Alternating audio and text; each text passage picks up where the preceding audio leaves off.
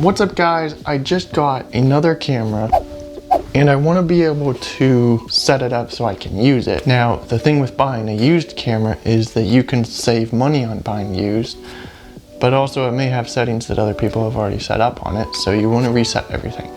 So I'm going to show you how to reset everything, set your camera up, and get it ready to be able to start shooting. And I also want to put in some custom settings that I already use on my main camera and kind of just cross them over so they're on here too. So both these cameras are the same.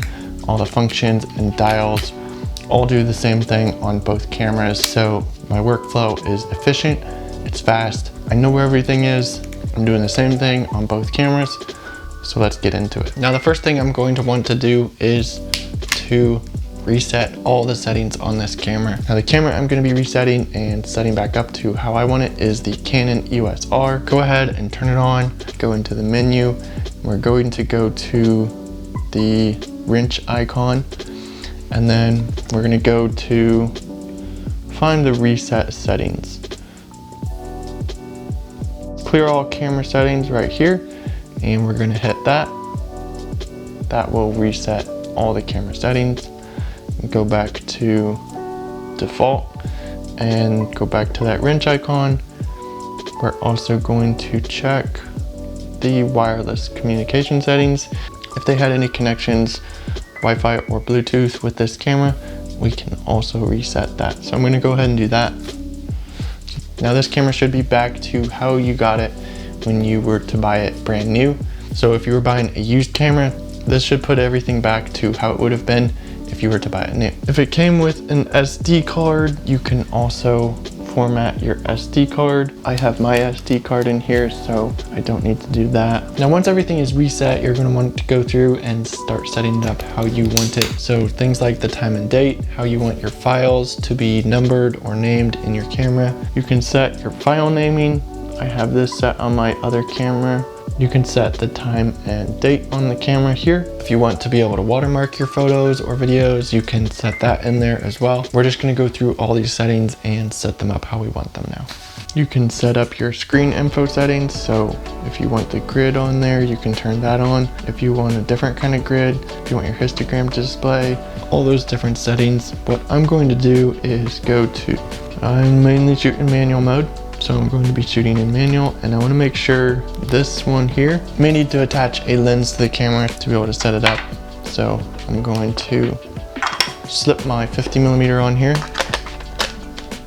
Now we've got the lens on, we can adjust these settings. Let's see, for manual mode, I've got my aperture right here on this dial, and then we've got shutter speed up here. And when I press the function button, I've got my ISO set up here. I'm going to set it up. I have 3 different custom shooting modes for my video. I'm going to go back into the menu, back over to the wrench icon right here.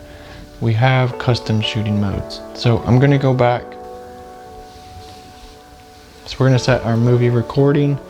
I want this to be 24 frames a second, IPV. I'm going to set that, and with that at 24, we've got this 1/50 with our 180-degree shutter rule. Then my aperture is going to be set at 2.8. So this is always going to set it back to 2.8 whenever I select custom shooting mode 3. My ISO is going to be set normally starting at 400. Go back into the menu, custom shooting mode, and register this setting for number 3. That's going to set all our settings, our aperture, shutter speed, and our ISO, all on the custom shooting mode 3. So when we go to custom shooting mode 3, all our settings are set up right there. So to set this up for 60 frames a second, I'm going to go back into my quick shot menu, change this one to 60 frames per second. Also going to set this to auto tracking. Stabilization on the first setting. We've got auto white balance, standard picture profile. So if we're at 60 frames a second, we want this to be at 120, 125, as close as you can get to that 180-degree shutter rule. Go back into our menu, and we're going to register these settings on number 2. So now I have custom shooting mode 2 and 3 are set to shoot 60 frames a second, and then this one's set to 24 frames a second. Now once everything is set up, then all your buttons are where you want them to be. You can pick those custom shooting modes real quick and easy. If you want 60 frames a second, or you want 30 frames or 24 frames a second, select that, get to shooting. Same thing for photography, you can set it up to have 3 different custom shooting modes. So like if you're shooting fast moving subjects or just all around everyday shooting, you'll have 3 different options for whatever you're shooting, quick and easy to get to. Now the reason I set the custom shooting mode 3 on my video mode to be my 24 frames per second, my main video shooting, when I'm in the photo shooting mode and not the video shooting mode, you'll see that when it records, it's gonna go straight to my custom setting 3. So I'm in photo mode right here, I'm in manual, I'm shooting pictures. If I wanna start recording, I'm gonna hit that record button. It's gonna go to custom mode 3 there. Then when I stop recording, it's going back to my manual mode. Now this is great if you're shooting wedding photography and you're doing video as well. You can be snapping those photos and then you want to capture some video. Just hit the record button.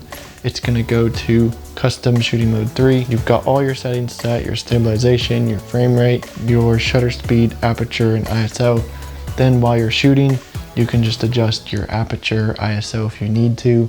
When you're done recording, it's gonna go back to manual mode so you can continue shooting photos, or if you need to shoot more video, just hit record again and get another clip. So that is a great way to be able to just switch easily between the two. All right, so now you've got your camera settings all set up however you want them, your photo settings set up, your video settings set up. You've got custom settings set in here, so you've got 3 different functions for video and for photo. Your camera's set up and ready to go. You can be faster, more efficient using those custom settings, like I mentioned, for wedding videos and photos. Being able to switch back and forth between photo and video makes your shooting so much faster and more efficient. I hope you guys enjoyed this video.